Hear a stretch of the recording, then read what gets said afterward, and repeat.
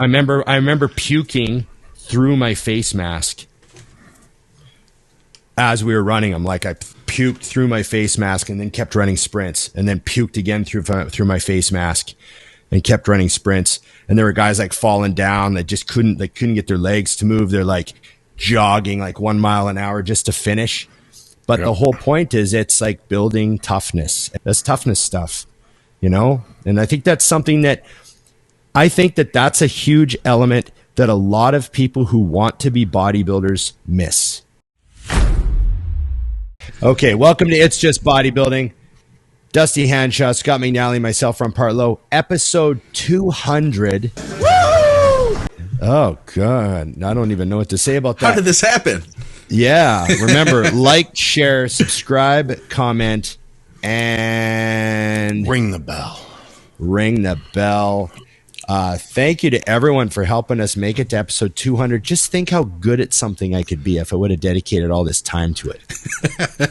You know? A lot better than we are at podcasting. You're a better podcaster now than when you started. I'm a better podcaster now. Yeah, my skill. I saw some of the old videos.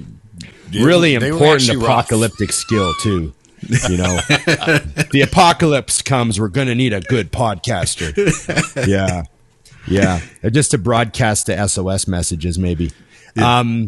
Remember, IamMutant.com supports the show. Go to IamMutant.com, order your Mutant products, 20% off with Big Ron 20 or Dusty 20. Dusty 20. And thanks to everyone who's been using the code. And don't forget the Patreon. Yes. Go on the Patreon.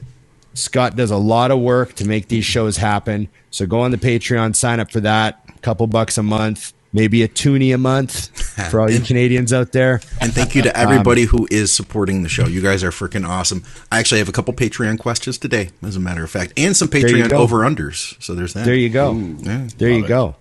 So we're going to open episode 200. We're going to open it with the topic training partners. Isn't that what we're doing? Yes. We're getting right to it. It was a Patreon question, too. Yeah. A Patreon question. Do we say whose it was because they're Patreon? Sure thing. Yeah. It was Jason Sexton, and he said the pros and cons of training alone versus with a partner. I realize this is subjective, but I'd like to hear your gut responses. My initial gut response is no training partner is much better than a less than excellent training partner. I either want an amazing training partner or I want no training partner at all. Yep. Right? Yeah, that makes sense. Do you have, Ron, I mean, I know this because I had a lot of long time training partners over the years, which most people don't have, but I had the good fortune of having people that were very serious, and when they started with me were very pliable as far as I was able to teach them how to be my partner. To the point that, like, I didn't have to speak when I had one more in me. In fact, sometimes if I might be mentally bogging out, they would say two more. So there was a huge benefit once they got there because, like you were saying, on having a great training partner, I literally just commented on this. It was actually when we did a Mutant in a Minute. Like, when I'm training with Ron, I'm in his set. Yeah. Like, his set is part of my set. You're talking him through it. It also keeps you in the set. But it's like there's nothing worse. I see it all the time in the gym. Like, you get done with your hard set, and then you stand up and you get on your phone, and your training partner's supposed to do his. And he sees you in the mirror, like, you know, scrolling away. It's like, what are you doing? You know? So I had great training partners, and for me, I can train alone, but if I can choose, good training partner is game changing. Right. What do you think, Scott? I agree 110%. I think that, you know, and I'll tell you what I saw just the other week. I saw you guys training together. And granted, there were cameras there. And when you have cameras and you're shooting a mutant on a mission, I'm sure that's going to up the game a little bit. But you guys worked hard. Like, we went from hanging out to you guys moving, like that T-bar row that you guys were doing. Like, that was some serious weight that you were pushing. And it reminded me, because I literally saw you guys both give everything that you could. Like, that was it. Like Ron, I know you were pushing heavy with that thing, man. And I know that like you literally were using every ounce of energy you had to get each one of those reps. And that's what you get from working with somebody who is going to push you along. You know what I mean? Right. You don't even necessarily need to use the same amount of weight as your training partner. You know, they can be stronger than you. That's fine. But as long as you're giving that level of effort, that's really what matters, you know? I've never cared how strong my training partner was. Like, it never has been a factor. I don't care at all. Like, I know some guys are like, well, you can't train with me. I bench 4 plates. You bench 3 plates. We can't train together. I know that's how some people think. But I just the least important factor. Like, it's like not even on my list. It's all about focus and consistency, dependability, reliability, all that stuff is way, way, way more important.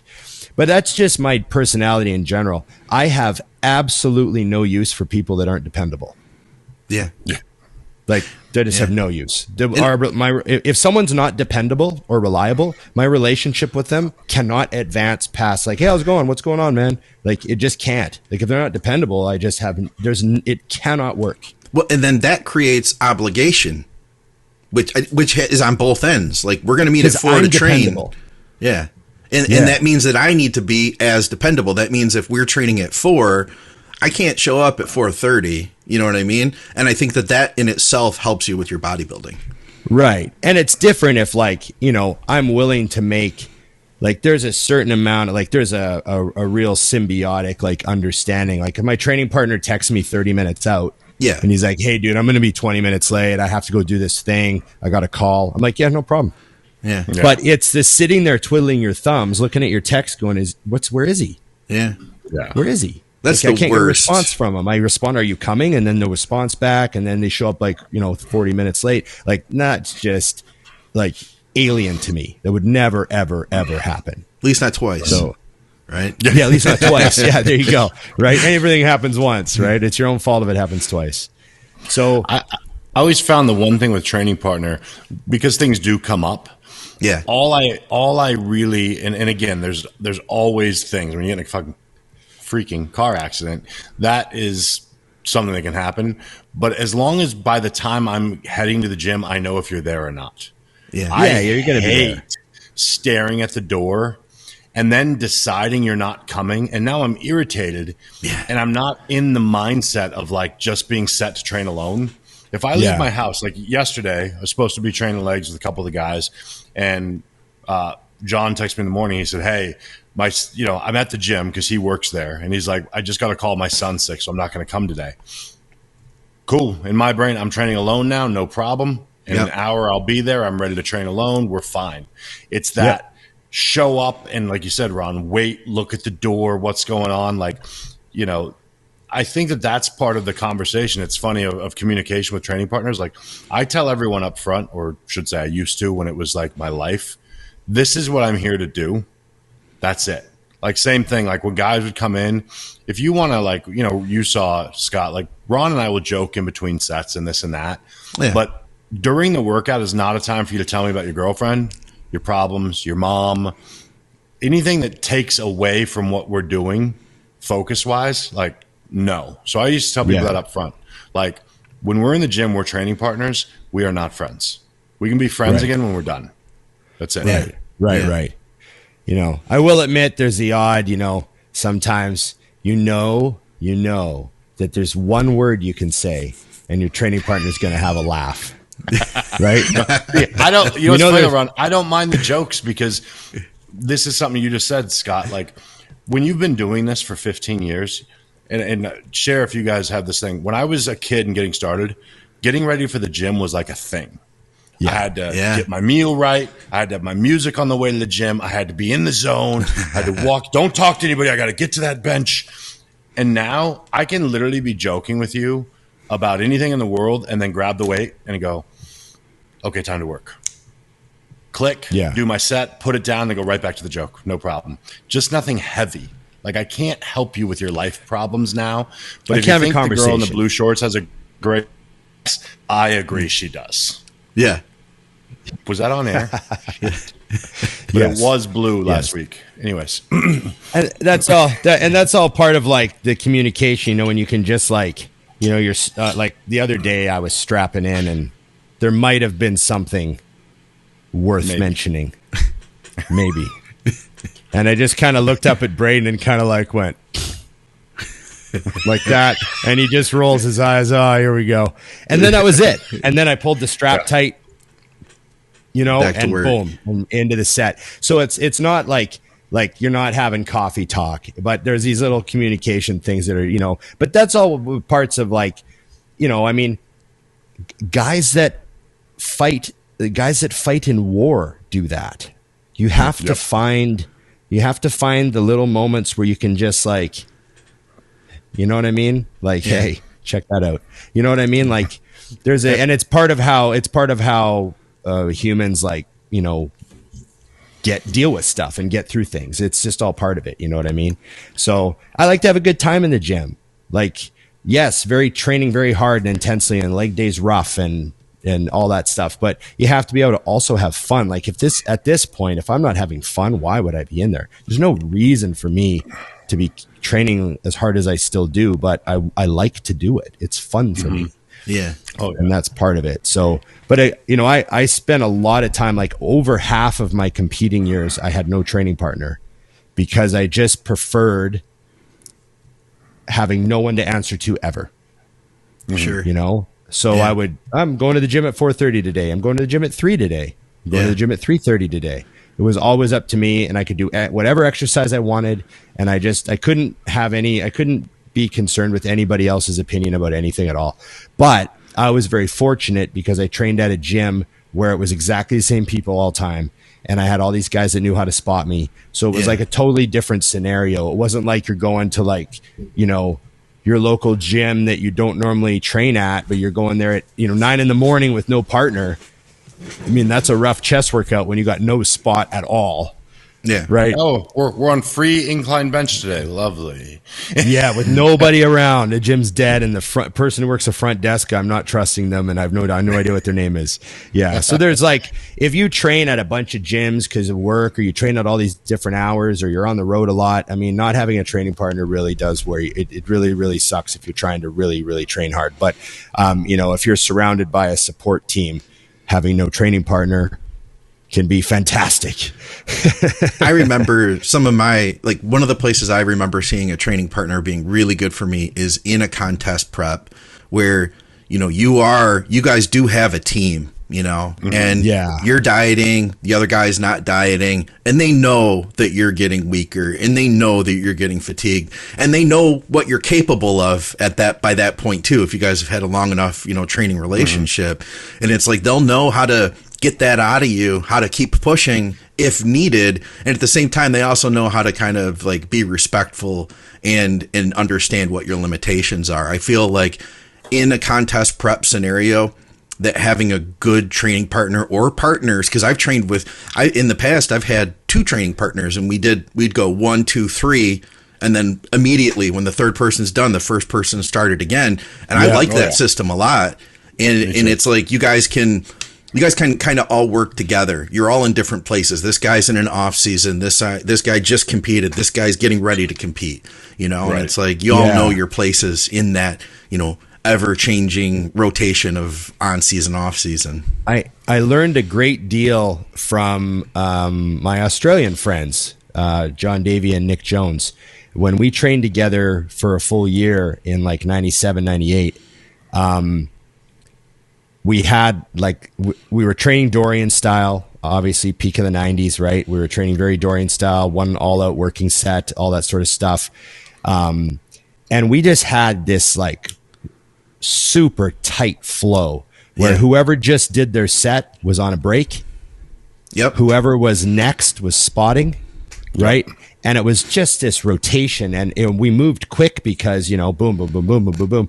And we always went in order of like, you know, Nick was a little bit of a smaller dude. He's like 5'6" and a half, you know, 5'6". So he gets down into that class 4, you know. And then I was like the kind of middle of the pack for strength. I was a big kid. And then John was like, you know, 280 pounds. So he was the strongest. So we would always go in that order because we'd slowly put a little bit of weight on for each round. You know what I mean? Mm-hmm. Yep. And it just really worked. Like, John's last prep was the same weight that Nick would work with. Nice. So we wouldn't have to change weights for the first working set. And like, it just rolled. And I just remember how much of a machine we were. We're just this finely oiled machine, and we would pound out workouts in under an hour all the time. And we used to get comments from people like, man, you guys get in here and you're just like, you guys just go. Like, there's just no bullshit at all. And I just remember like really, being proud of how efficient we were. Cause when you get 3 friends training together, oh yeah, like really good friends who hang out outside of the gym too. And like most people can't stay focused, but they were so serious. Nick was doing the worlds and the universe, and John was, got his pro card and all that stuff. So it was all business, and it was so much fun. But, to be 19, 20, or I think it was like 21 that year or whatever, to be that age and really absorbing this work ethic and this duty of rotation. And like, you have a job to do, even though it's not your set. Yeah. Like you can't just wander over and talk to somebody. Like, you're spotting that guy because this guy's resting. And it just really was a good experience. That's cool. Learning. Okay. Next topic. Here's a topic for you. Yes. So yesterday was Emily's birthday. So I took a bunch of photos off my phone and I put like a birthday reel up. Boy. It was like, happy birthday, right? And it's funny because I have this natural hesitancy to post my actual life, like private relationship stuff on Instagram. Really? You know what I mean? Because I think the joke, like people that post like all the time about their significant other, my inside voice is like, oh, they must be fighting. That's my outside voice. You know what I mean? Like, there must be trouble because they posted about them again, like 3rd time in 2 weeks. So I always feel like because I find the social media, obviously I'm putting I put my biking stuff up, and I throw up the odd guitar clip if I'm having fun, and lots of Mutant, and West Coast and all that stuff. But then when it comes to like my private life, I have a real block. I don't like putting that stuff up. You know what I mean? It's not that I don't like it. I just it doesn't need to go up. Like, I want to keep a bunch of stuff for me. But, I wanted to do a birthday post for her, which was really cool. Felt good to put that up. I know, seeing everybody comment and stuff is nice. But it's just funny how that thought went through my head as I'm about to post. I'm like, oh, this is what I judge other people for. If they do this too much, like people who do this too much, I always think, oh, there must be a bunch of problems there.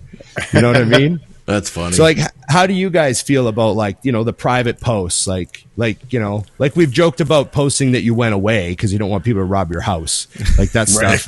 But like, I don't know. How do you guys feel about your relationship on IG? I know I see you both have put up posts before, but does that ever go through your mind when you put it up? Like, well, people are going to think we're fighting. I think it's interesting because with Victoria, she has her own very public personality as well. And I think we were just talking about this recently. I've posted more of her private stuff and her being silly than she ever had posted before. So it's like a much more personal look at her than I think she had ever shown. And really the way I see it is, I kind of feel like I'm an open book. And to me, it all blends together. I can completely understand where you're coming from. Like, if, and I respect if somebody's like, hey, I just don't want to post that personal stuff. I'm like, okay, cool. But to me, it's like, I'm hanging out with you guys and I can post about this. And then I'm hanging out with Victoria and I'll post about that. So like, to me, it's just like, I just post it all. I don't really have those barriers, I guess, To me, it's not a thing, I guess. You're not broken like I am, is what you're saying. No, maybe it's better to be you a have little a guarded, soul, no. You nailed it, Scott. To me, it's really simple. There is a line because I have to. I'm mindful of what people are there at my page to watch. So, for example, I would post way more about motorcycling than I do. Yeah, because I know what you mean. It's a passion of mine, but they're not there for that. Yeah, they didn't follow you because of that. No, it's and people think it's cool, like, oh, you do that. But if I posted my bike as often as I post Mutant, people would be like, I don't really know why I follow this person, because the ratios would get thrown off, and that's not what they're there for. Yeah. And I would have people who then, I mean, it's funny, but I've got some guys who I follow in the motorcycle world, and I know you can identify with this, Ron, who then followed me back, and I was like, why did you follow me? This is just me like lifting weights over here. You know, like they know I have a bike, and every now and then we'll put something. But what I really came down to is, and learned just by starting to do it, is the difference is you're just posting your life. It's just what you're doing, and you're introducing people what you're doing. I think where I'm completely in agreement with you, Ron, is this. Oh, Emily, I love you so much. Post. Text her that. Are you telling her? Or are you telling us? Like, yeah. That to me is where I'm like it's funny, but I joke with Nikki. Like, I'll see that in somebody's page. I'm like, I should take a shot of that chick. She's totally available. I see them posting a lot back and forth. This is an old Dusty saw an open door right there. Like, oh, okay. But you know, that is to me the difference. It's like when they see you're just adding, because in reference, Ron, like I've had people now that comment since obviously moving here and a pretty drastic life change. They're like, oh, there's a lot more to you. And I was like, huh. There wasn't always, but I mean, there was more than I showed. And I think that part has actually helped, because people actually identify more in some ways, because they're like, oh, so you do have a life outside of running West Coast Iron and bodybuilding. Yeah. You know, because I think sometimes it's hard for people to understand that, like, you know, we talked about this off the air, when people have like one excuse that slows them down, and you're like, do you know what happens in my day at West Coast Iron? And when I was working for Mutant and owning West Coast Iron, and was still trying to be a competitive bodybuilder. Oh, and had a girlfriend. Oh, and have parents that have problems and siblings, and they just see the one track. So I think it does help people kind of get the inside. I mean, you know, I'm not into Flatland at all, but I probably comment on Ron's Flatland stuff more than I do his bodybuilding stuff. You know, I mean, you know that I'll see something, I'll see a clip and immediately kind of like, oh, that's getting better. For sure. I don't know anything, but to me, that's getting better. I enjoy that. You're right about like the ratios. I noticed something too. If I posted like a bunch of bike stuff all the time, I almost feel like it would stop getting looked at as much. Mm-hmm. But when I post just a bit, then my followers, they seem to respond like it's novel. Hey, you know, it's cool. Novel. It's like, oh, you're still, cool. You're still doing this. I haven't seen a clip for like 3 weeks. It's good to see you're getting out in January. Like, I get more I feel like I get more engagement, and people take it better. You know what I mean? Like they're not being invaded. They're not like, you know, being overwhelmed with one thing. Yeah. And, you know, and like even the other day, my buddy Jamie turned 50. So I put up a couple of like his old clips when he used to ride pro. Yeah, I saw that. And I tagged like happy 50th to Jamie Mack, you know, and I put up these posts, and I got like a lot of comments are like, you get to ride with that guy? That guy looks incredible. Like, that guy's awesome. Like, wow. That's cool. You know, like it's like training with a pro bodybuilder, like someone who just started training, and all of a sudden you get to train with a pro bodybuilder a couple times a month. Yeah. It's like, you know, so, you know, people like commenting and that sort of thing. I just sort of feel like if you know, I don't know if I found a good balance, but like Dusty said, you want to show your real life because you want to be real, but you just don't want to, like, I don't know, be obnoxious about it or invasive, I guess, is like something I would be concerned with. You know, where I draw the line, I think, is like when, and it's not like I'm intentionally trying to hide this stuff, but I will not share the real negative stuff. Like, you'll see people who are like, oh, my girlfriend and I had a fight, or, you know, you'll see like my mom fell down today, and like a picture of me holding her hand. You know what I mean? Like, I don't do that stuff. You know what I'm saying? And I'm not comfortable with any of that either. I like all the like, anything that's like not funny or awesome, I just keep to myself. Yeah, like that's you know what I think is good though, and is something that I've found in watching people is, for example, like if more people were to see. So I laugh. We have a lot of running jokes in the house about social media. Like, let's say there's a good looking couple and they post a picture in the gym. And then the comments are like, you guys are goals. And I'm always like, based on what? Yeah. Because they look good together in the gym. That guy beats her ass every night or whatever it is. You know what I mean? Yeah. But I feel like that's the part that people miss because, for example, you know, with you guys, it's cool to see, like, Scott, that you guys have because in people's minds, like, you and Victoria are in the same industry. Yeah. Like, oh, that must be their life. And then they're like, oh, they like to go do this. And so it gives them a little bit of taste of like the actual relationship. And it makes you a little more real and a little less just two people in the industry. And I think people can identify more with that. You know, like if they knew that Ron was the subtle, quiet one in his relationship, they'd be shocked. But I know that. I'm like the sensible voice. I don't even know Emily nearly as well as you do, Dusty, but I figured that out myself. Yeah. It's a lot more fun than it looks. I don't know. Is there anything you guys don't post because there's just something in you that's like, I don't want to get judged for that? I don't know. Like I have a thing where I don't really want to show the inside of my own house. Really? Okay. Yeah, and I mean, obviously I love my condo. Like I mean, Dusty's been over. I mean, I got a great condo, but I just feel like that's just a little too like it's real personal. I'll show parts of it. Like I'll do a video in front of one of my, I have a picture on the wall of Angus Young that I think is cool. So I'll do some of my videos in front of that picture of Angus Young.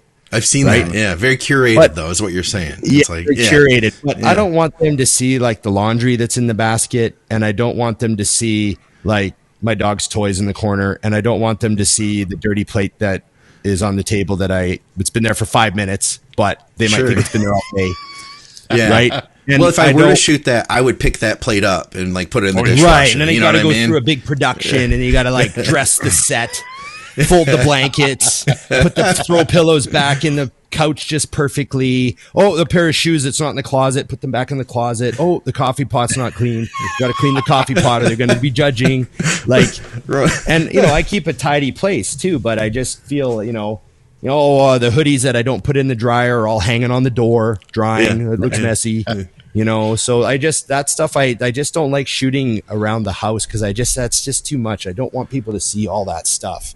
And I don't know if that's just silly or if that's an insecurity or if that's just a privacy thing. I don't know. I mean, it's probably a privacy thing, man. It's like that's your personal stuff. Yeah, I could totally see that.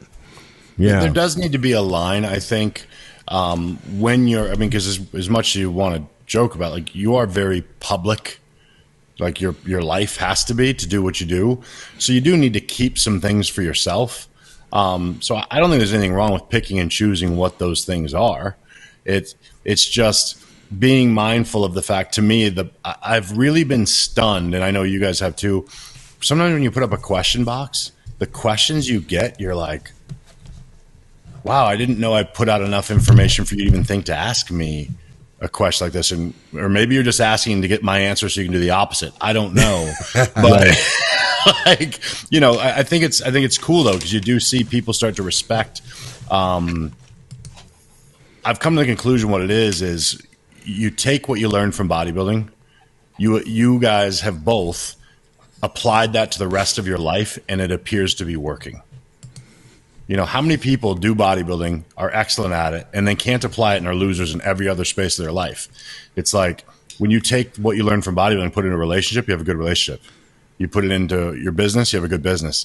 It's really, really simple stuff, and I think that's why people like to watch it, because they see, like, oh, look at Ron, who's now a retired bodybuilder, who's still contracted, who has a great relationship, has a great condo, who's doing this, this, and this. And it's all from application of the same things. I mean, same with you on your bike. It's application of bodybuilding. Yeah, consistency.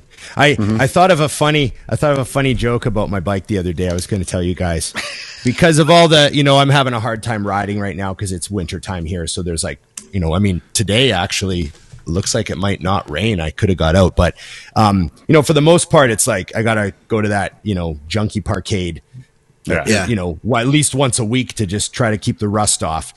So I sort of thought the wintertime here on my bike, that's kind of like my health phase.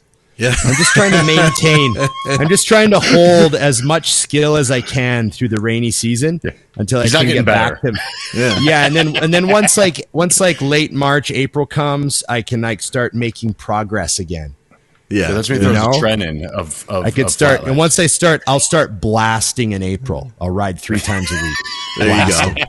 That'll be my blast. I'll make some big gains in April. I'll learn some new tricks. And right now, just health phase, just holding, just trying to keep the rust off.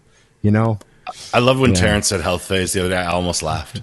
Yeah, I held. Yeah, and then I was like, and I had 2 people at the gym mention that. They're like, "Oh, Terrence said health phase," and I looked at you, and I said, I looked at you guys too. Yeah, and I said, "Well, the funny thing with Terrence is that he's actually probably one of the guys that can actually use that phrase because, like, you know, he's not running 3 grams a tren when he blasts. Right, like right. It actually could apply to him. him. A health phase. Yeah, he technically could be healthy. Yeah. In comparison to the local middleweight bodybuilder, Terrence is on a health phase year round. Yeah, yeah. So it's kind of funny. It was like, there's an actual accurate use of that term. I actually don't mind that he dropped that. Didn't know anyone could say that. That's interesting. But the funny thing was that 2 people at the gym came up to me, a big smile. They're like, "Oh, Terrence said health phase." Yeah, it was like that's how they opened the conversation. Yeah. Episode over. No. So well, you got some. We're gonna go into some questions, right, Scott? Yes. Yeah, we have some over-under questions. We have some other stuff, and we had a comment, too, that I'll start with here. Reed, he said, I asked Dusty about this on his IG Q&A, but are you all aware that Michaela squatted 135 pounds for 111 reps? Is that the nastiest set of all time? And then he adds, can we please get her on the podcast? I'm going to start by saying I've tried to get Michaela on multiple shows. I think I think she might not want to do podcast is what it is. Not everybody wants to, believe it or not everybody wants to get on a podcast and blab for an hour. So we will respect that she doesn't want to, though we would love to have her if she ever wanted to do a show. So I'll start with saying that. I'm going to say I would love to have Michaela on. We've talked about her a bunch of times. We brought her up a bunch of times. I know Dusty's a huge fan. But yeah, you're right. Not everybody wants to. Hey, it's hard to get Batman on a podcast too. Yeah, a.k.a. Dante. Yeah. There it was. But I didn't see that set. 135 pounds for 111 reps. I didn't see that either. I remember I was told a story once about a girl at Gold's Venice that squatted a plate for 100 reps. I remember someone told me about that. Yeah. And I thought that was like crazy, but she did it for 111, eh? Yeah. Damn. I wonder how long that set took. Like, was she kind of rest pausing the last 20 reps? That's minutes. You know, like, yeah, that is minutes. Multiple minutes. It's actually funny, but I did answer that on my story, and actually, oh God, I hope I get this right. But I want to say Justin Shire commented directly to me, and he goes, "When anyone asks what hardcore bodybuilding is, I just say her." Yeah, right. So I could be wrong on who said that, but I'm pretty sure that was him. And I was like, yes, that is absolutely how I look at it. Yeah, that's pretty crazy. How many times have you guys done 100 rep set of anything? If it would have been like leg press, and I didn't count like the actual reps, but that would be a lot, you know. I like the high reps, like the Widowmaker stuff, but I don't ever count after it gets to a certain point. You know what I mean? Yeah, I've definitely done 100 rep sets on the leg press and on the extension. Oh, I've done on the extensions before. That was something JJ used to do at the end of the workout. He would actually, for speed, literally put extra pins in it, and you would go and you get a couple 4 reps, just pull a pin. You wouldn't even like pull it and move it. There was already another one, so you couldn't stop. Yeah. Those. That's almost like a nausea that's not nauseous. It's like a toothache. I don't even know how to describe it. Yeah. I like those. What do you guys think? Like, I really think for bodybuilding, those are more about building your mind than actually your muscle. Yeah, that's what the 100 reps on the leg press is. I remember I did it with 6 plates. I did it a bunch of times with 5 plates, and then I did it with 6 plates. I did 100 reps. And you try to get to 50 without stopping.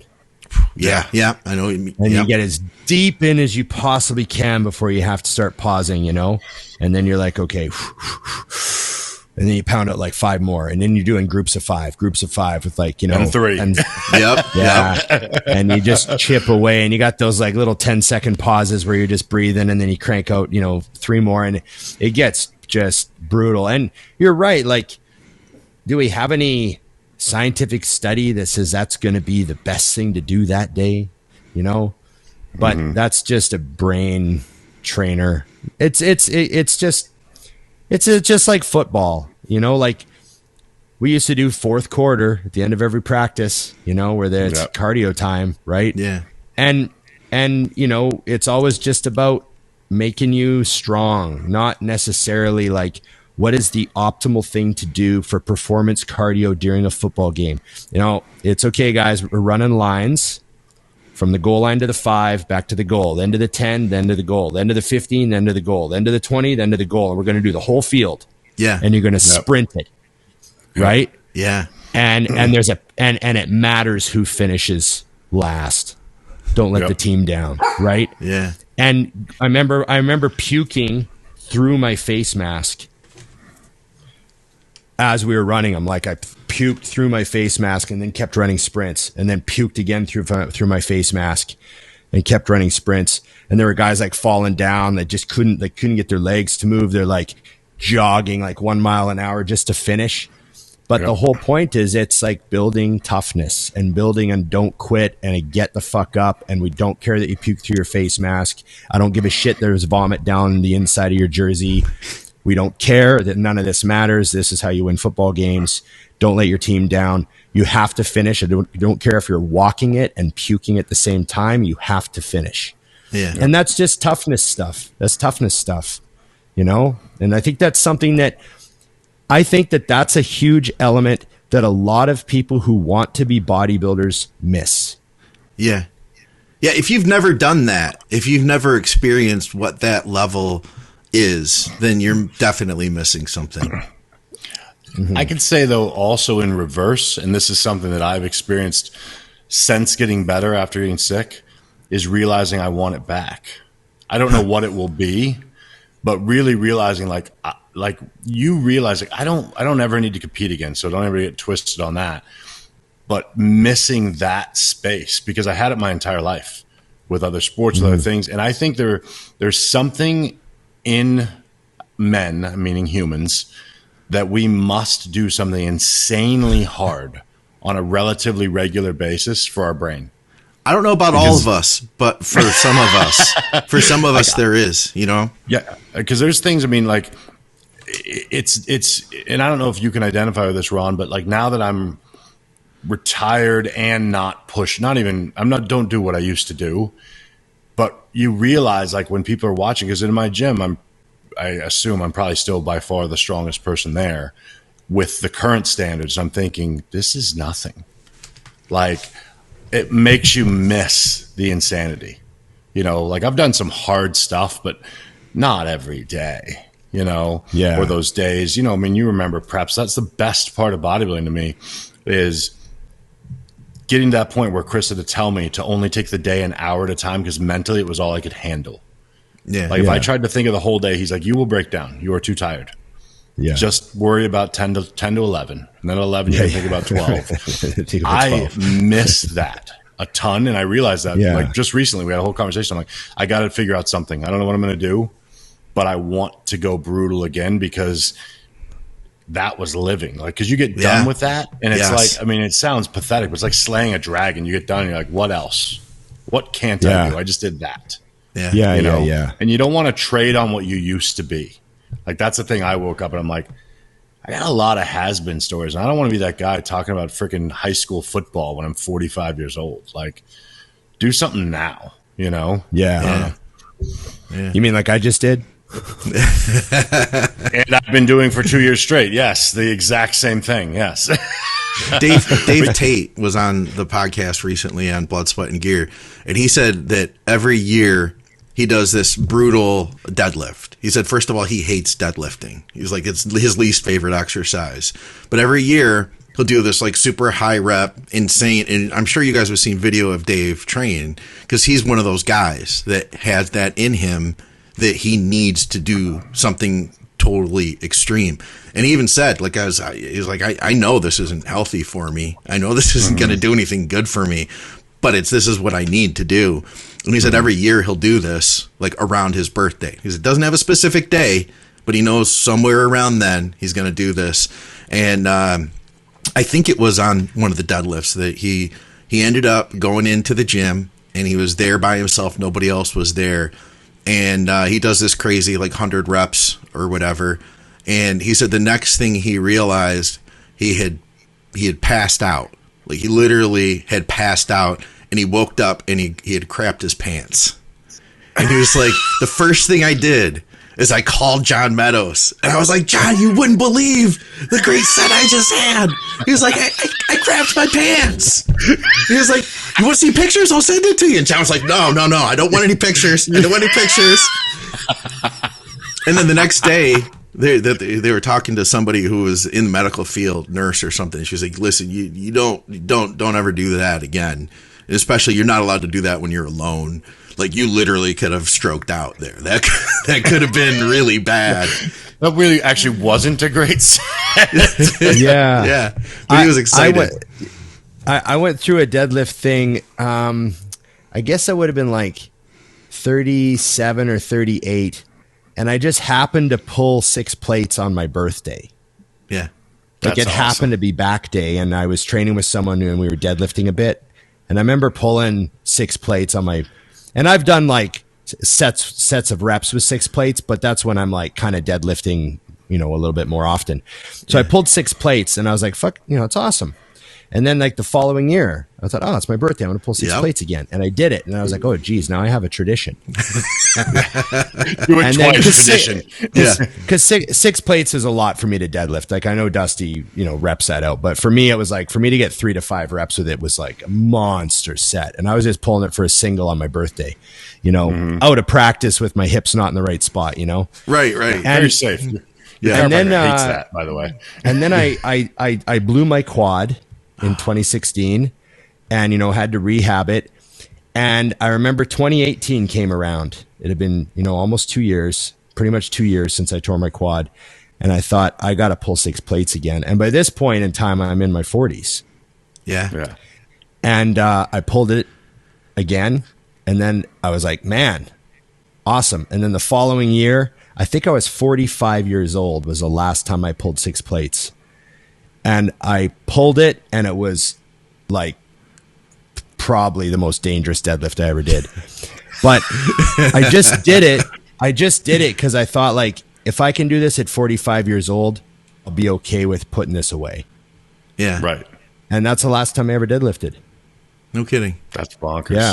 Yeah. That's the hard part, though, right? Is knowing I might have been when to put it 44. away. I can't remember. But yeah, I said, you know what? There's no reason for me to deadlift anymore. I proved my point to myself after the quad tear. I pulled it again, and that's enough. And if you can do that on your own terms, that's mentally, that's a lot better, because there's a whole psychology around getting taken out. You know what I mean? Against your will, basically. Right. Yeah. So I can't remember exactly what year that was. The challenging was, line for you, though, is when you realize, because what it was is, there's been a few things in the last year that I was like, I'm going to do this. Yeah. And I started to do them, and I just didn't do them. And I'm like, who the hell am I? Like, I've never in my entire life spoken out loud that I was going to do something and didn't do it.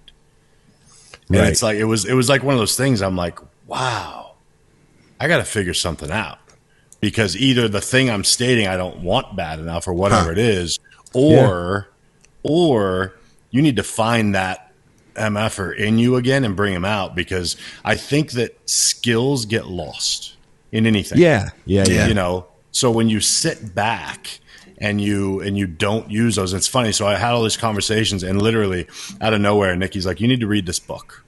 And she hands me David Goggins' most recent book. And I'm like 3 chapters in, and I'm like, oh, he had a whole thing in the book about it. No kidding. About how he became this, became what he is, everyone know him as, and then he was touring and talking about being that killer, and he wasn't that guy anymore. Dang. And having to figure out how to bring it back because he was finding excuses not to. And, oh, well, I got this and that. And it was just classic because I'm like, oh, that's exactly where I'm sitting today. And you just have to figure out for him. He literally put himself in a corner.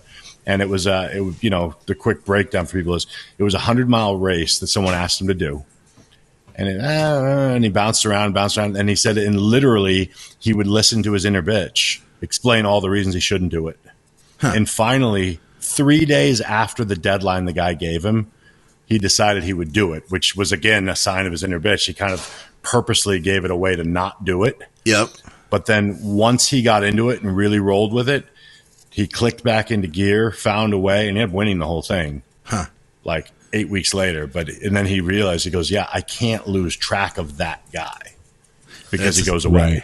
That's cool. So it's something that I think if you're wired that way, it is important because you realize like, ooh, I'm soft.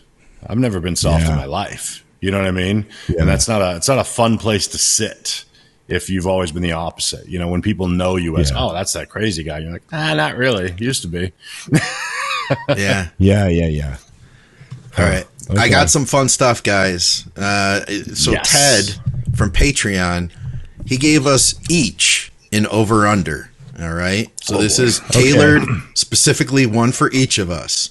He says, over and under, Dusty, we'll start with you, Cuban cigars. Mine's easy because they're drastically overrated. Are they really? Okay. Because most of them here are fake. Oh. So that's the issue. And that's the hang up. And I'm not experienced enough to where I could know the difference. Whereas an experienced cigar person would be able to easily go, oh, that's not real. So like when I went on my trip, I was literally told by my friends, like, do not buy any Cuban cigars. They're not Cuban cigars. Huh, no Bring kidding. your own sticks. You're good to go. So that's the deal. I have had, actually a friend of mine sent me a phenomenal Cuban that was absolutely everything I've ever heard of. So I guess if you can get those ones, yes. But you probably can't. All right. Huh. Then, what's so romantic about them? Just that they're hand rolled by a Cuban who's oppressed by communism? It's funny that you say that because that was, I think it became, and this is again from an inexperienced person, I think that's exactly what it is. I think it's the same reason that you got to have a Wolfpack bag. The McRib. Remember we talked about that? Because people who are really into it don't have to. Yeah. You know what I'm saying? Like never when I sat down with these guys who are getting me into cigars, they said, well, but you got to have this. They named a ton of cigars, and it was never like you must have these Cuban cigars. Yeah. So I think the other thing is like, I guess getting them here is a real issue. I don't know what the legality is. I don't want to misspeak and sound like an idiot, but that's the situation because, and I can say that the Cuban cigar I had was not the best cigar I've ever had. So, right. There's that. Okay. Right. Ron? How about Les Paul guitars, Ron? Well, I have a Les Paul. It's right there on the wall. That's my Les Paul Mr. BFG. Fancy. That's a black one up there. Huh? That black BFG up there.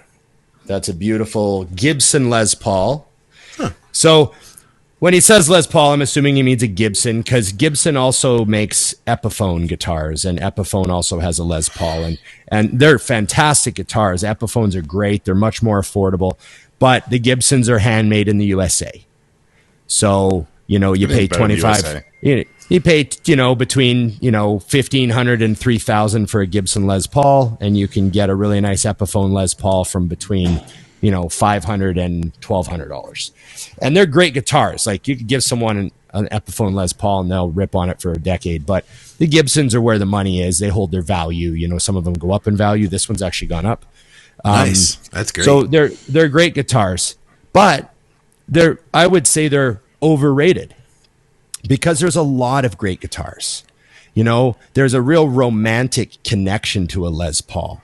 Right. Yeah. That's why people want a Les Paul. Jimmy Page played a Les Paul. Slash plays a Les Paul. Like you could just name 10 10,000 of your most idolized guitar players, and they all had a Les Paul at one point. You know what I mean? There's just a real classic shape. They have a unmistakable body style. Yeah. And then also too, Les Pauls usually have humbucker pickups, which is a real hard rock pickup, gives a good tone. And so people want a Les Paul.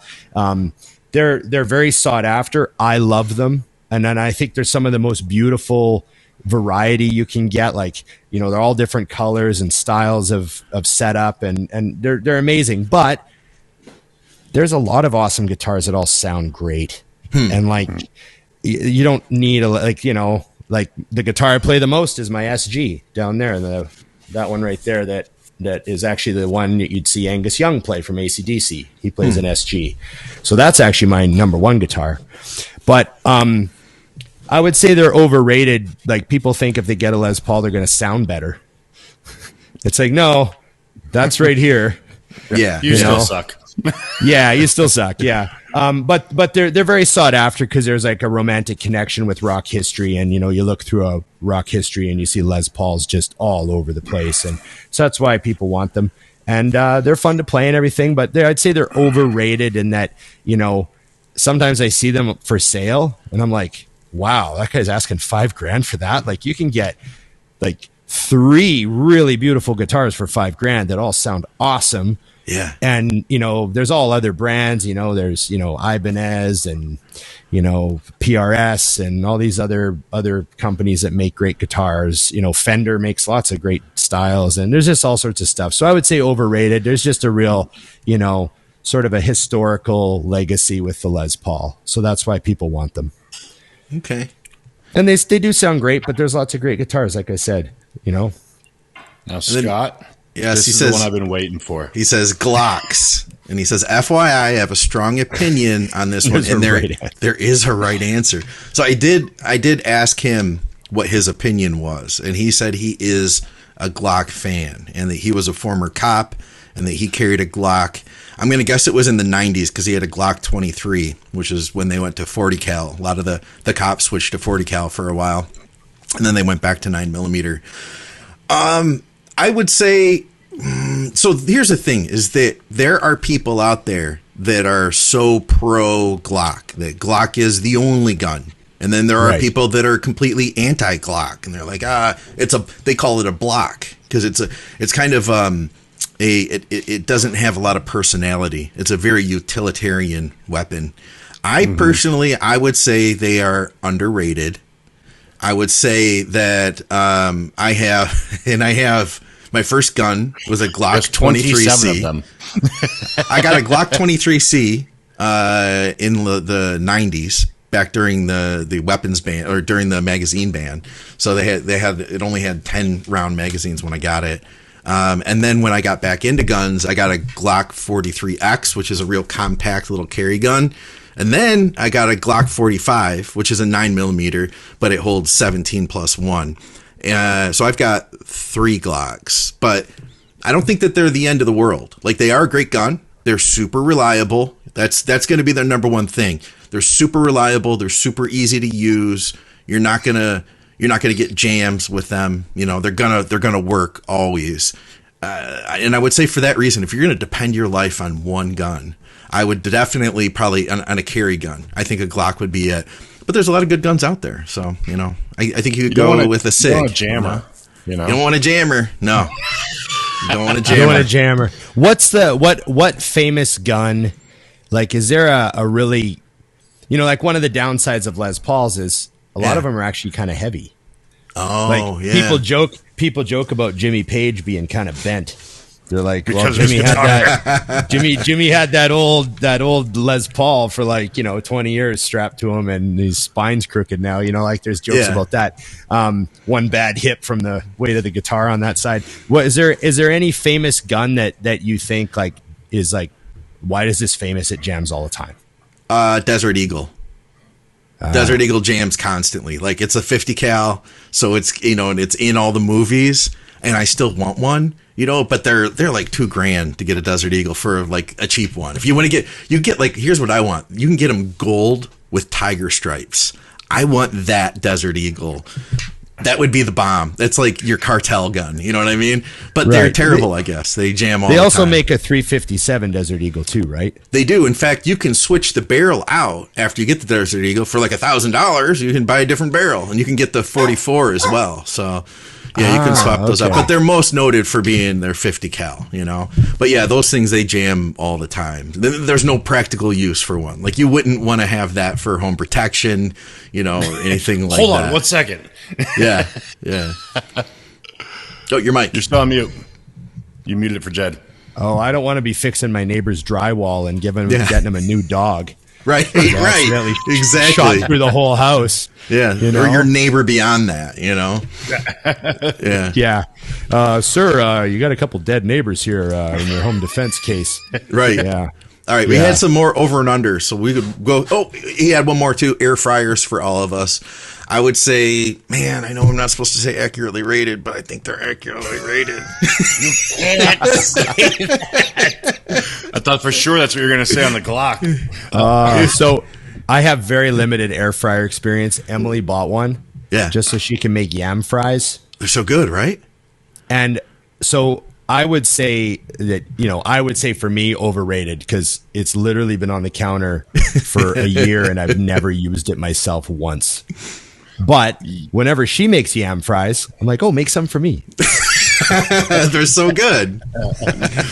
Hope you made a lot. I'm going with you, Ron. I think it's overrated because you don't it's not a survival situation. Like if you ask me, it's a real luxury. If everyone in the world said that a rice cooker was the greatest thing on earth, I would still call it underrated. Because it is amazing. Yeah. But yeah, I don't I think I have two of them. And they're right up there, and we've lived here for 4 months, and I know where they are. I probably should dust them. But that's about it. I will say I gotta give a shout out to a kitchen item that I neglected for a very long time, and I just pulled it out of storage recently, and I used it again, and I was like, "Wow, the slow cooker." Oh, they're so good. What did you make? A friend of mine at the gym gave me a bison roast and a moose roast. Ooh, I know who the friend was. Roast. Does he have a podcast? Sorry, actually, he gave me, it was a different guy. He just gave me a whole bunch of deer sausage that he made, the Mindful Hunter. So I got to give a shout out to the Mindful Hunter. He just gave me a big bag of stuff that he made for me. I haven't even sorted through all of it yet. So it looks amazing, but that's prime stuff. But my buddy Mirko gave me a moose roast and a bison roast. And I was like, I got to dig out the slow cooker for these, you know? Yeah. And I went to cook the bison roast the other day. And I realized I didn't really have anything. You're supposed to put some potatoes in and some beef broth and make a stew. I was like, can I just cook this roast by itself, with nothing? So I looked, and they said on Google, all you need is a cup of water. Yeah. And I was like, how's this going to taste? Just put a roast in and pour a cup of water in there? And I thought I better put some seasoning salt. So I just heavily seasoned it. And then I just pressed start. And then 10 hours later, I came back, and it had fallen apart. Oh, yeah. Inside the cooker. It was so good. And I pulled it out and I was like, oh, my God. How easy was that? Yeah. Unbelievable. And the slow cooker, it was just, I don't know. Maybe the first date didn't go too well or something, but I just pushed it to the back of the cupboard.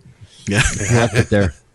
But she's not fast, but she gets the job done right. Yeah, I'm starting to appreciate that nice, nice. We're older now. We don't need it all fast. Yeah. Long game. Yeah, long game. There you go. I'm still younger than you, so I'm a pressure cooker guy. I'm like, get it done, Mitch. You're in a hurry. All right, we had a few more. UC Suma's with us, who has visited West Coast Iron. In fact, he made a pilgrimage there. And I always mention that he's a member of Mensa. Yes, that's right. He's got a crazy story too, of being somebody who had a really tough life growing up to being a high level executive, traveling all over the world and stuff. So he's a smart dude, crazy guy. Story. Okay, overrated, underrated, blue light blocking glasses. Well, I feel like I'm losing my eyesight, so maybe I should have been using these for the last 20 years. So I don't really know much. Maybe I should be getting them. I don't know. Are they overrated or underrated? You guys tell me. I don't feel like people go on and on about them. So by default, that makes them underrated. Right. I don't Do hear they about work? them, but I have great vision and don't use anything. So by default, and Scott's the only one with glasses. So Scott's answer is correct, and he's saying that they're overrated. So go ahead, Scott. I'm going to say they're overrated. And these are blue light blocking, by the way. They just add the coating in now, I guess. They're like, in fact, I just got another pair of glasses on order right now because I usually wear plastic frames, and then these were like my other glasses. And I was like, I wanted to get some new plastic frame glasses. So when I was at the store ordering them, they're like, do you want the blue blocker for free? I was like, well, yeah, okay, I'll take it. So, but is it that important? Well, here's the deal: is that it's important for sleep hygiene is the term. That when we have blue light entering our eyes in the evening time, that stops us from turning off the dopamine and turning on the serotonin so that we can begin to relax. So at nighttime, to improve your sleep hygiene, you want to block blue light. So you don't want to block blue light all day, which doesn't make sense to me then why you have it built in my glasses all the time. But you do, you want to you want to avoid it, especially at night. So watching TV.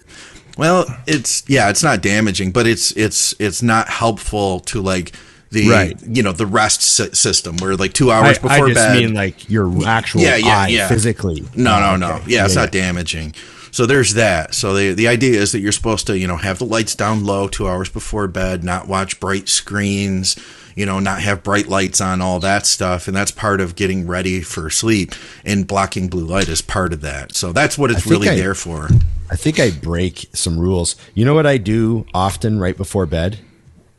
What? Oh no! I play like fucking heavy ass Black Sabbath riffs through my headphones for like an hour straight. Yeah, that's the opposite. That's the opposite of what you're supposed to do. And then I go, oh shit! It's like 12:30. I should go to bed. And I take my headphones off and I unplug my guitar and I go to bed. And you're probably out in like 5 minutes, right? Yeah, I don't know. Maybe it's like a lullaby, like a baby. It's like a baby. That's amazing. Okay, digestive enzymes. That's the next. Overrated. One. Yep.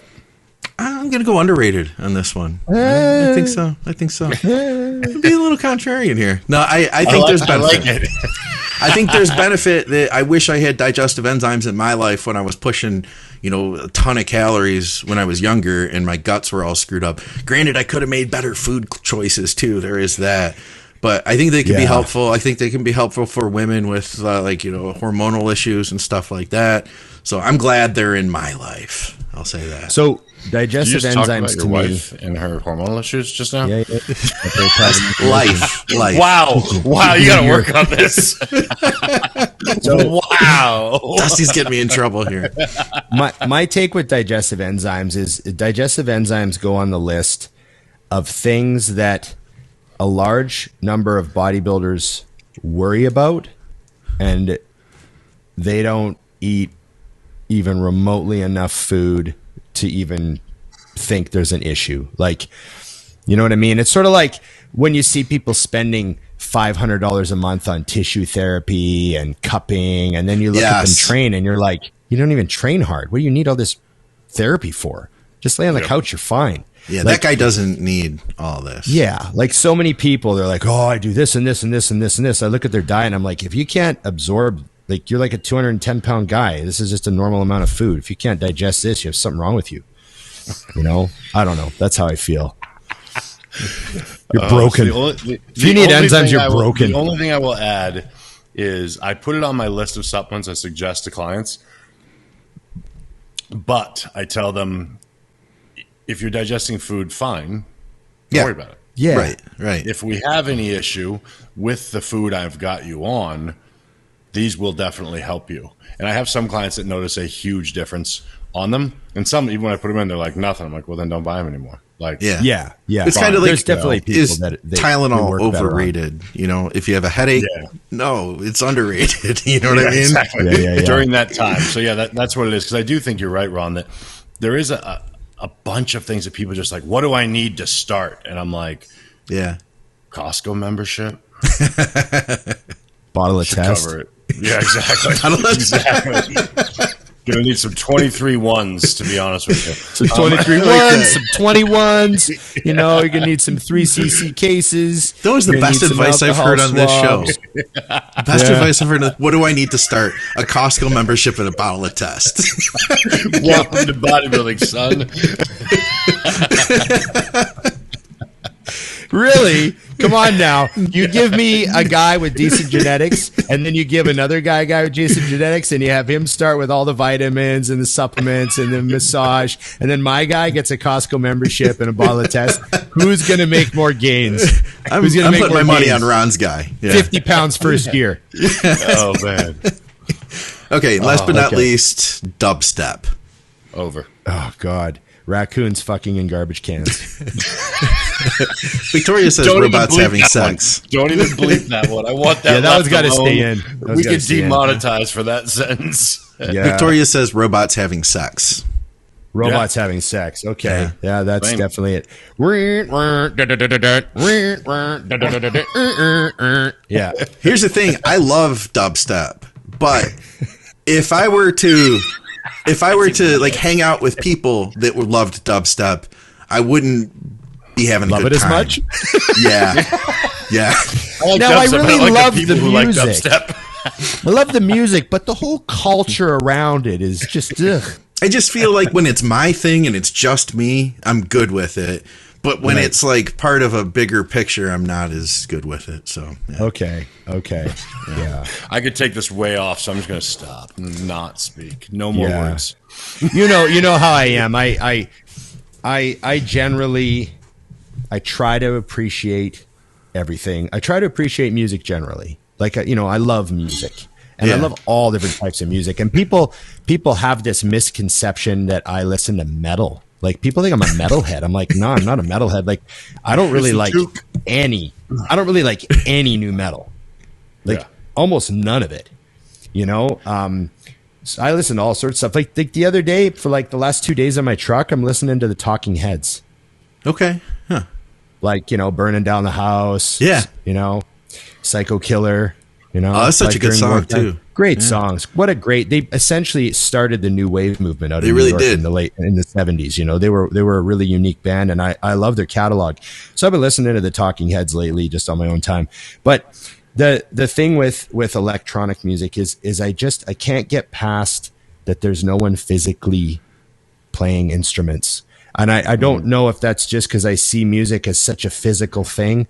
Like it was always part of my motivation and part of like, I don't know. There's just something like about seeing a guy like sweating. Well, he's like, I was watching all these old Stevie Ray Vaughan clips on Instagram the other day of him playing guitar, and he's just dripping in sweat and his cowboy hat's dripping and his shirt's soaked and it's stuck to him. And he's just wailing on his guitar. His fingers are moving so fast. There's sweat dripping off his fingers. And I'm just like, man, that's just like, that's what I need. I need that. I need to know that that's happening for the music to be created. So the kind of the pushing a button and like, oh, I have a beat in my head. I'm going to create it. Bup, slide this, press. It's oh, very wow, that different. sounds great. It's just something that, and I don't want to say like it's shit or anything. Cause I love that people love that music. Emily loves house music. Disco house is her favorite genre. She can dance to disco house all the day. And I actually don't mind when she puts it on because there's bass lines in it. Yeah. You know what I mean? And like, I can see a guy playing bass standing in a studio, just funky as shit. Just this funky disco bass line. Boom, boom, boom, boom, boom. And I'm like, oh, I don't mind this. But for the most part, I need someone to like make the music. There has to be like a struggle in the music. And I don't know why, but that's just how I am. Yeah. I get that. That makes sense. It's where you're connected to music too. I loved music growing up. Like as a kid, I absolutely loved music. In fact, I would say that at a certain point, like if you didn't like good music, we couldn't be friends. Like I could not understand you. Yeah. You know what I mean? Like if there was a certain point in my life that like if you didn't like good music and you're like, oh, I listen to top 40. I'd be like, oh, okay, weirdo. Like I really couldn't connect to those people. And after I got clean, like a lot of what I loved about music, like I just stopped. And for a long time, I was like, oh shit, this is uncomfortable and weird. And I would occasionally listen to like the music I used to listen to, and I would listen to like hard rock when I trained, just because it like gets you up, you know what I mean? And I'd listen to it for that purpose. But like I'd never just like sit in my car and listen to music. I'd listen to a podcast or somebody talking or something, radio show. But then when I discovered dubstep, to me it was something different, and I there was something about it that I connected to. Not all dubstep, because there's all sorts of it. The stuff I like is like real. Like it splintered into other subgenres, didn't it? Yeah. So the stuff I like is like really like grimy, nasty, dirty stuff that's like it's exceptionally ugly and very like avant-garde. Like it'd be really hard to access if you weren't into it. You know what I mean? And I appreciate that. I'll find something. I'll send something to you. But sometimes it takes a description like that for me to like, okay, I want to hear this now. You know? Yeah. I want to see the dirty net. I was just listening in my head. I'm like, what are we talking about? I'm into those things too. Yeah. It's not music. But in a different way, Dusty. You know? And then for real though, then all of a sudden I was like, oh man, this like completely like got me into music again. And I still only would listen to it when I'm training, but otherwise, if I were listening to it like driving down the street, I might like break the law. You know what I mean? Like in a real bad way, 2 times the speed limit kind of way. So, yeah, but it definitely like woke my music tastes back up. So, yeah, that's cool. But and I also don't expect anybody to like it. Like I also get how weird it is. So I'm like, you don't like it? No, I totally understand. Yeah. Scott, I like some there's music a like that too. to your old life and music that you disconnected with. It's like, you know what I mean? Like that those things were happening at the same time. Yeah, and a lot of the stuff that resonated with me was really self-destructive, you know? Right. Like early on being like Nirvana, and then later being like very, self-deprecating, like, indie rock, things that, I mean, if you remember back in like the late 90s, I was out in Seattle for a little while, and I got the t-shirt from Sub Pop, and the front of the shirt said loser. Like that's, right. I literally said at one point in my life, I said, I never gotten a tattoo, but if I were to get one, I would get one on the back of my neck that said born to lose. Like that's literally the way I felt. And so when I got clean, like all of that changed. And it's like those things, those things I connected with didn't make sense to me anymore. Like so it was a different place. Yeah. I sort of relate in a way. Like I remember liking certain bands because I was dating a girl, and that was kind of our bands. And then we broke up. Yes. And when I tried to put that album on again, I was like, I don't really want to listen to this anymore. Like I still love this band, and I might try their next album down the road if they do another one. But but for now, I just don't want to hear. I mean, I just don't want to listen to this anymore for a while, and I just had to like put it away and not really listen to those albums for a while. And so I know that's a different situation, but I understand the feeling. Yeah, it's like exactly like that. Yeah. Yeah. Whereas like when you say Nirvana and like that sort of stuff, I have nothing but a positive attachment to it. Yeah. Like my high school experience, driving around with my friends in high school and learning to play guitar. And like my first song ever I learned was About a Girl by Nirvana. Right. Yeah. So I got all this positive attachment to it. So it's interesting, but I guess, there's a lot of listeners that probably relate to what you just said, man. Yeah. Sure. That's all we got, guys. That's all we had on questions. We finished strong. We ended on like a really like actual philosophical topic. I like that. That was pretty good. We did all right, boys. For episode 200, you tell us how we did. Episode 200. We don't even have a sign or anything. Scott can put some balloons. Or when you type happy birthday on iMessage now and you send it, some balloons go. Oh yeah. So you can pepper the episode with graphics if you like. I'm gonna have to spend all my time editing out the vulgarity though. By the time I'm done with that, my fingers will be sore. And except you gotta leave the one. You have to leave the one. Yeah. I think they're lightening up a little. Right. So I think they're giving us a little leeway. Time. Yeah. It's like we're pulling through. Yeah, it's like when the kids act up a lot, they got to crack down for a little while. I think that's what it is. Yeah, they're handing out detentions. Either that or Google's just not getting their money, and they're like, "You guys got to start monetizing more stuff, more shit." Yeah. Well, we're busy shooting down UFOs now. Yeah, right. We're just busy distracting you guys with other things. So okay. Thank you very much to everyone for 200 episodes, and thanks to you guys for 200 episodes. I just can't believe we've done 200. I mean, to be fair, and I'm not saying it has anything to do with weed, but I don't remember almost any of them. I did miss some of them.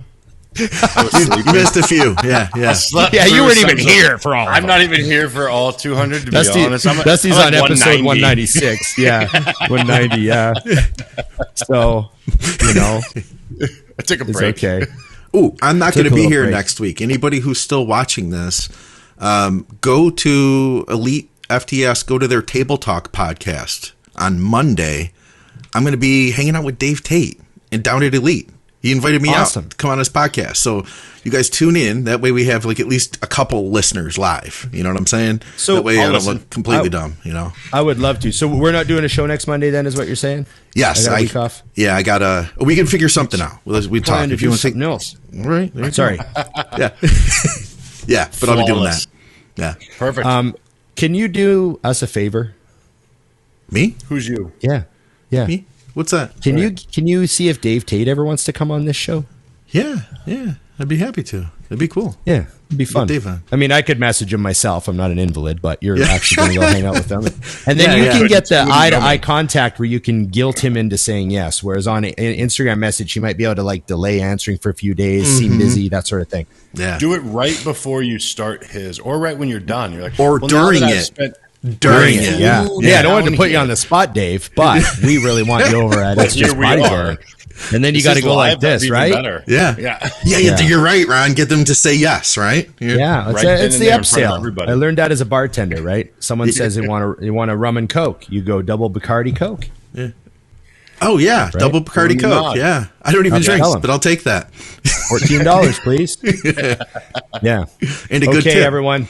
We hope that the last 200 episodes. What do you think the number one lesson they've learned? I don't know. They should tell us. Is?